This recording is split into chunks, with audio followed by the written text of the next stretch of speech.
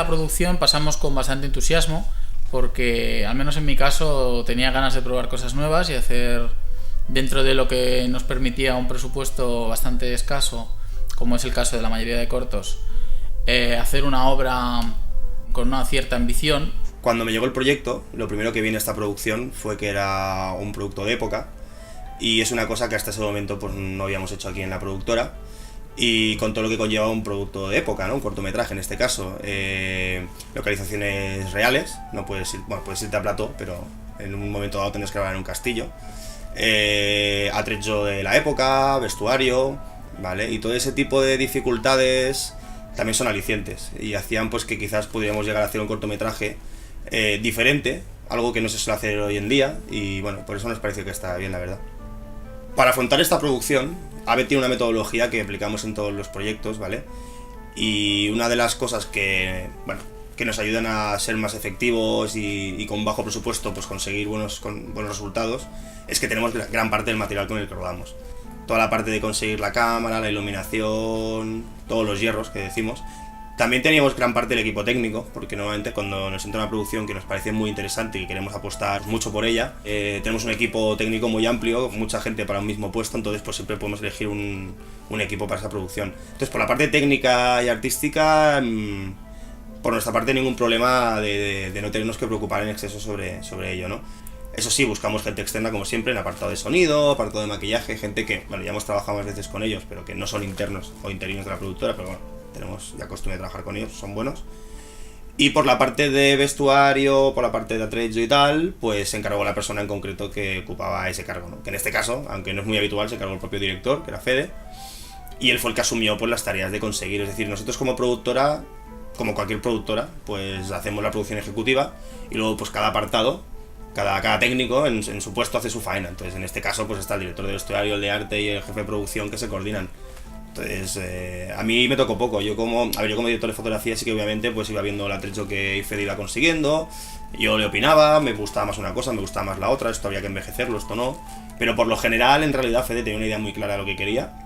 De hecho sabe más que yo de lo medieval, porque él tiene un proyecto antes y había estudiado mucho sobre la época histórica en la que se centraba el corto. Así que yo podía hablar en términos de color o texturas, pero en realidad él ya sabía lo que quería y en general nunca tuve que cambiarle nada.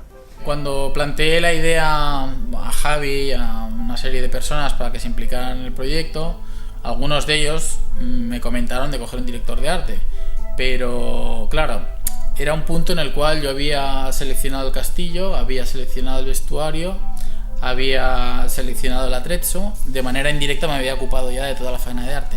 Si bien es cierto que luego a posteriori me arrepentí de no haber cogido algún especialista en arte que me ayudara en momentos puntuales en la producción, porque luego en el rodaje me tenía que ocupar de otras tareas que no eran exclusivamente las de dirigir y situar la cámara, ¿no? En relación al arte, por ejemplo, una anécdota curiosa, pues tuvimos que hacer una camisa especial para el Guillem, que una chica nos la confeccionó, porque claro, hay un momento dado en que la camisa se llena de sangre y claro, si esa camisa la filmas en el último día o la última hora está muy bien, pero si la filmas el primer día, el actor no se puede vestir. Entonces, aparte de la camisa que yo había elegido de atrecho, tuvimos que confeccionar dos camisas iguales, medievales, que yo había dibujado previamente para el Ferran. Luego, claro, cuando tú te planteas organizar una producción medieval, pues bueno, están los problemas de siempre, ¿no? Pues tienes que encontrar un castillo, o bueno, si no hay un castillo, en este caso lo había, ¿no? Pero o localizaciones que puedan parecer un castillo por dentro. Tienes que conseguir el vestuario, tienes que conseguir todo el atrecho. En este caso además había efectos especiales. Y además también, pues claro, tienes que hacer muchas pruebas para conseguir pues un cierto look que tenga que ver con lo medieval, ¿no? Yo tenía en mi mente otro castillo que ya había visto, que me interesaba bastante, pero finalmente no pudimos rodar allí por motivos varios. Y con un contacto que teníamos en la compañía de especialistas que hacían las escenas de acción, pues nos pusieron en contacto con la gente de este castillo y pudimos apalabrar una semana de rodaje. Y la verdad es que fue de maravilla, porque la gente del castillo se portó muy bien.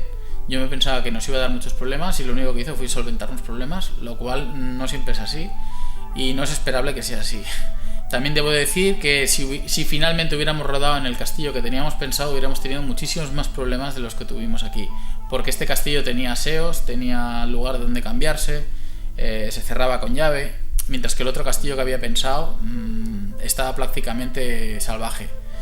Que le hubiera aportado un plus de imagen, quizá, hubiera quedado más bonito, pero por otro lado, la producción se habría complicado hasta límites insospechados y quizá no hubiéramos acabado corto debido a las complicaciones selváticas que hubiéramos tenido allí.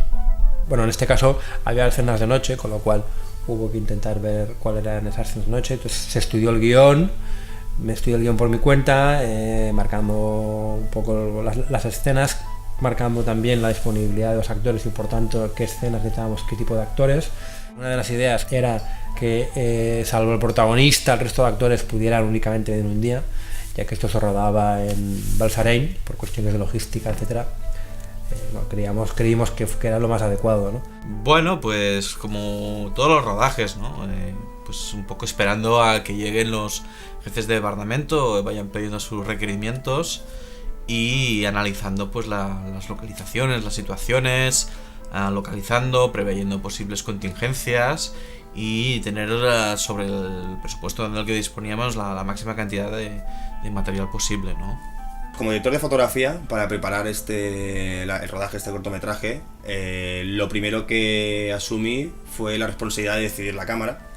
Queríamos un look bastante expresionista, bastante, muy medieval, con muchas sombras, imagen muy saturada, cierta presencia de colores como el azul para la noche y el naranja para los interiores, que no fueran día. Y pues generaba unos problemas, no generaba problemas, generaba unas dificultades, generaba unos retos. Uno de los retos era el cómo simular la luz de velas o en su defecto trabajar directamente con la luz que daban las velas. Entonces eso a mí me hizo pues hacer unos cuantos ensayos previos, obviamente, unas cuantas pruebas. Con una de las compañeras que había aquí por Avet, pues más de un día bajamos allí a la planta -2 del edificio con unos focos, unas velas y empezamos a hacer pruebas. Empezamos a poner filtros, no solo para yo también decidir un poco el look que quería y cómo compaginar pues exposiciones, balances de blancos, etcétera, y filtros, sino también para generar un dossier y Fede, el director en este caso, pues podría decidir qué es lo que él quería, porque yo tenía una idea visual de cómo tenía que ser, él tenía la suya y pues había que decidir. Algún requerimiento técnico que también él me pidió hacer una escena en slow motion. Entonces la cámara con la que elegimos trabajar, pues como la mayoría de cámaras digitales que existen ahora mismo de esa gama, incluso superiores de calidad, no te dejan hacer una cámara lenta mayor del doble de velocidad. Es decir, que si tú puedes conseguir a lo mejor una velocidad lenta del 200% de lo que has grabado, ¿vale? El doble. Pues claro, él quería una velocidad lenta en la que se vieran las gotas cayendo, en el que, en fin, que fuera muy lenta. Él me puso como ejemplo una película que era American History X. Yo vi esa película y me di cuenta de que gran parte de la cámara lenta que él pedía en realidad no era tal. Es decir, el efecto de que se vean las gotas de agua lo habían conseguido con un obturador muy alto. Entonces, como eso sí que lo podía hacer con la cámara, pues una de las pruebas que hice fue simular una cámara lenta que fuera 20 veces la velocidad de grabación, pero con una cámara que en realidad solo grababa como máximo al doble de la velocidad normal de grabación. Entonces lo afronté pues así, ¿no? Pues con doble de velocidad de grabación más un obturador muy alto. De esa manera, efecto visual, tú al ver las gotas de agua, pues piensas que la velocidad es más lenta de lo que es. No es un efecto completo de cámara lenta, obviamente, es engañar al ojo. Pero bueno, es el efecto que usaban en American History X, que nunca me había fijado hasta que Fede me lo hizo ver por segunda vez, había visto la película años antes. Y bueno, y esa fue una de las pruebas que hice. Luego, obviamente, pues hice pruebas de seguimiento. Con la chica que me ayudaba, pues iba con una vela, yo le seguía con un foco, pues ver cómo poder mover una luz, simulando que es una vela que está en la mano de la actriz o del actor. Luego pues hice más pruebas también, hice pruebas de cómo de azul quería la noche. Yo tenía una visión muy clara de cómo quería el color azul de la noche, pero bueno, Fede tenía que aprobarlo, así que le hice varias pruebas. Y además, ¿qué pasa? Que con cámaras como la X1 trabajamos mucho en una fotografía en la que luego en postproducción se acaba de afinar, ¿vale? Por dos motivos. Primero, porque nunca tenemos presupuesto como para controlar la luz al máximo, entonces no podemos conseguir la luz en set, hay que tocarla en postproducción. Y segundo, porque este tipo de cámaras, la virtud que tienen es que tienen una tasa de datos bastante buena. Por tanto, tú luego en postproducción pues puedes darle ese toque extra que quizás tu óptica o tu sensor no te dan.